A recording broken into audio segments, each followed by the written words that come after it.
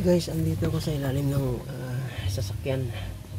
So ikakabit ko na yung propeller shaft nito. Ay, malalim. Ay, yun, doon siya. Ito yung dulo ng transmission, automatic transmission. Ayan. So ito dito yung center bearing. Dito ko siya ilalagay. Mahirap kumilas dito guys kasi wala naman tayong ano. Ang ginawa ko na lang ay naglagay ako ng mga patungan ng gulong niya katulad niya, no? Isinampa ko siya sa simento na bato. Yan. And then isinampa ko siya dyan. So guys, medyo madilim dito sa ilalim. I-focus ko muna guys.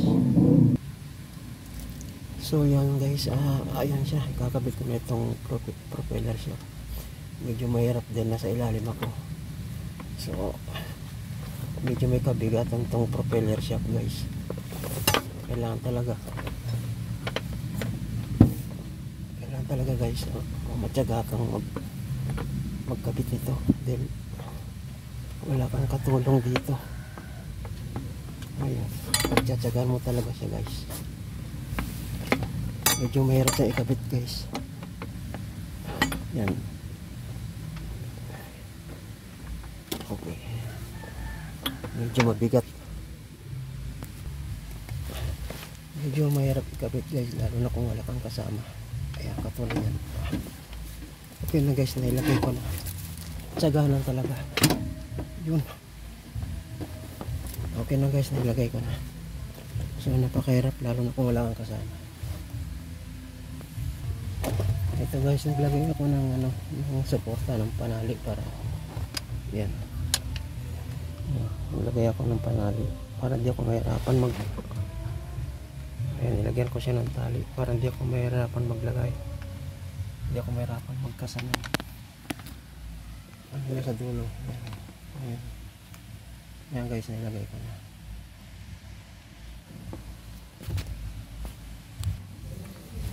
So ngayon guys, inalagay na natin yung tornilyo niya, yung bolt dito. Ilalagay natin dito kabilaan. So napakahirap guys ng walang hirap guys ng walang helper. Pero kung kaya mo naman mag-isa guys, kaya naman. Siyempre gagamit ka ng paraan. Gagamit ka ng paraan para mailagay mo siya.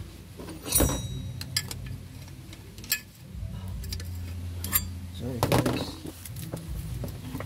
dadali mo pa ito sa shop. Kung dadali mo pa ito sa shop guys, papagawa mo, malaki ang gagastusin mo sa labor pa lang guys. Magkano na? So yan. Kailangan guys tutunan nyo lang mag DIY kung mayroon kayong sariling sasakyan. Kaya nung pag-aralan nyo guys, libre naman po yung service manual nito sa internet. Pwede siyang i-download. So tsagaan mo lang guys. Pero kung di mo talaga kaya guys, kung mayroon ka naman budget guys, ipagawa mo na lang sa shop. Pero siyempre magkano rin ang ibabayad mo. Hirap ikabit guys. Kailangan lagyan mo ng suporta na tali katulad dito may tali. Kailangan lagyan mo siya ng tali para mailagay mo itong center bearing. Kailangan yung suporta. Ganyan kahirap guys pagka wala kang kasamang magkabit nito. Pero kailangan matyaga kang magkabit nito guys. Ayan yung i-DIY to guys. Basta lakasan lang din yung loob nyo. Tsaka habaan yung pasensya nyo guys. Hindi ho biro magkabit nito.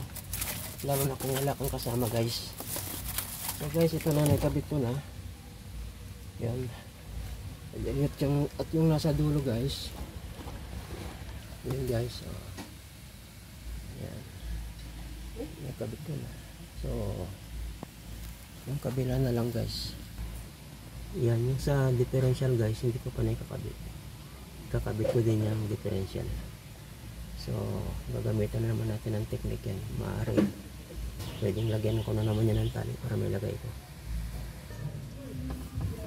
So guys, ito ikakabit na natin tong propeller shaft dito. So kung may problema pa ako dito guys, meron na siyang tagas hanggang dito na, oh, yung tagas niya. Tumama na ibang langis dito sa sahig sa ilalim. So siguro next time na lang guys, ito yung susunod kong gagawin. Papalitan siguro ng gasket ito. Maaring luma na at sira na ang gasket nito siguro, kaya meron na siyang leak.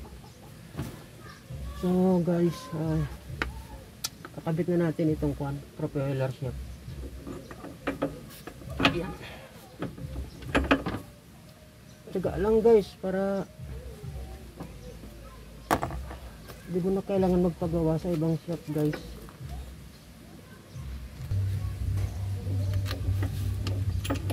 Kung sa tingin ninyo guys, kaya ninyo, basic lang naman siguro ito guys, kaya ninyo sa tingin ko lang guys. Kasi mahirap naman guys kung iasa natin sa shaft. Labor pa lang magkaroon ng ibabayad ninyo. Samantalang pag ikaw ang gagawa guys, malaki ang matitipid mo. Bali kung may piyesang papalitan, ikaw na lang bibili at ikaw na lang din ang magpapalit.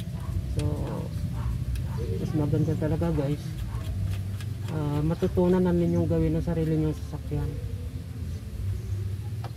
Kasi ang mga shaft ngayon, alam nyo na guys, imbis na hindi ko naman nilalat guys, imbis na shaft propeller lang ang gagawin, kung ano-ano pa yung mga sasabihin, kung ano-ano pa yung mga ituturo sa sasakyan ninyo, kung ano-ano pa yung mga gusto nilang palitan. So mas maigi na rin yun guys, pero sana yung honest lang, yung honest na mekaniko. Kasi guys, sa panahon natin kasi ngayon guys, hindi ko naman nilalat guys, pero karamihan talaga kumita lang. Pero kung kaya mo naman guys ay DIY, ikaw na lang gumawa guys. Sa YouTube naman guys, may mga mekanikong mababait, tinuturo nila yung mga dapat gawin sa sasakyan. Maraming mababait na na mekaniko sa YouTube guys. Doon mag-research kayo doon guys, maraming mababait na mekaniko doon.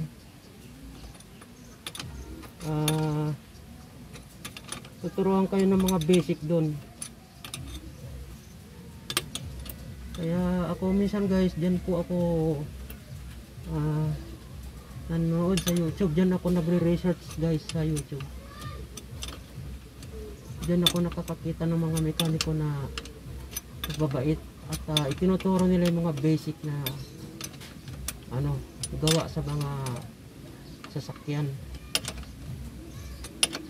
Lakasan lang ng loob guys, kailangan mahaba ang pasensya mo, tsaka kailangan pag-aralan mo rin.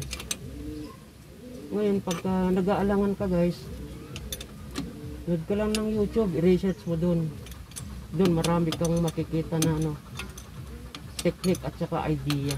May mga mekaniko doon na mababait guys, tinuturo talaga nila. Kaya wag tayong umasa sa shop. Okay lang guys, kung pwede mo naman iasa sa shop guys, kung kaibigan mo yung nagmamay-ari ng shop, okay lang yun.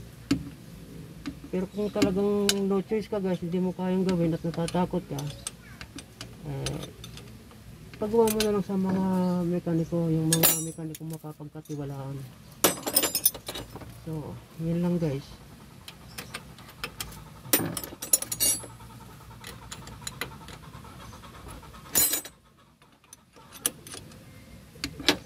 Okay guys.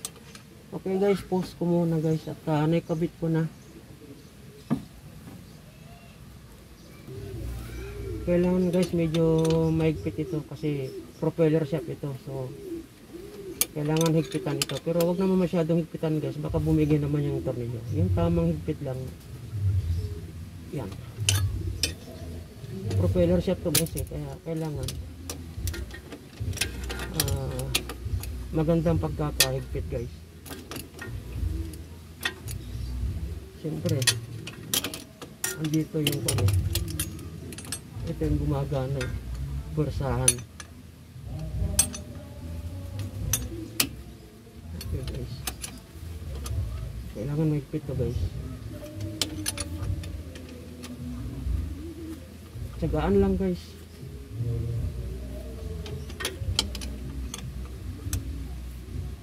Ayan. Okay guys, I hope sana makatulong sa ginawa ko. Sana makatulong sa inyo guys. Salamat sa panonood niyo sa aking video. So next time guys, ito naman ang gagawin natin kasi mayroon na siyang leak dito. Yan, may leak siya. So wala pa akong budget guys, so pagka may budget na ako, siguro ito susunod natin guys. So guys, salamat, thank you for watching.